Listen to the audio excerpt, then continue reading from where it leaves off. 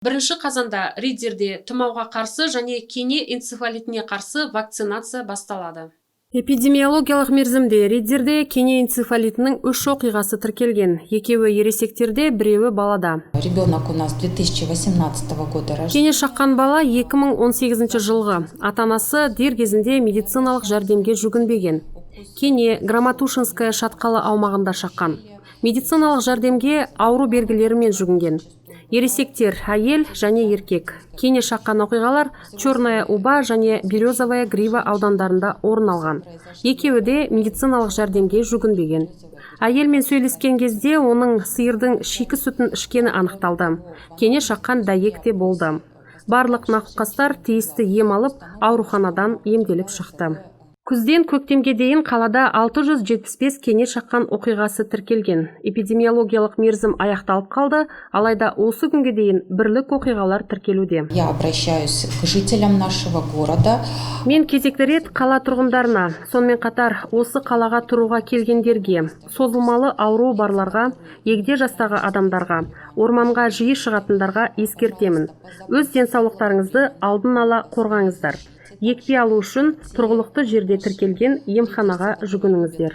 Кене энцефалитіне қарсы вакцинация тегін, мемлекеттік бюджет есебінен жасалады. Оны 18-ден асқандар өз еріктерімен салдырта алады. Зарекомендовала себя как эффективно. Это тоже у нас российская вакцина. 10 жылдан астам вакцина өзінің тиімділігін дәлелдеді. Кенеге қарсы вакцина ресейлік өндірістен шығарылған. Бүкіл қажетті құжаттары да бар. Сондықтан емханаларға жүгініңіздер. Ал өндірістік кәсіпорындардың жұмысшылары өздерінің денсаулық сақтау пунктілеріне, амбулаториялық орталықтарға вакцина салдыртуға жүгіне алады. Кене энцефалитіне қарсы вакцина адамды ауыр инфекциялық аурулардан қорғайды. Оның салдары тұрақты неврологиялық және психиатриялық қабынуларға және тіпті науқастың өліміне де әкелуі мүмкін. Клещевой энцефалит – это тяжелое инфекционное заболевание. Кене энцефалиті кене шаққаннан немесе сиырдың, ешкінің шикі сүттерінен таралатын ауыр инфекциялық ауру. Бас миын, орталық жүйке жүйесін зақымдайды. Тіпті сал ауруына әкелуі мүмкін.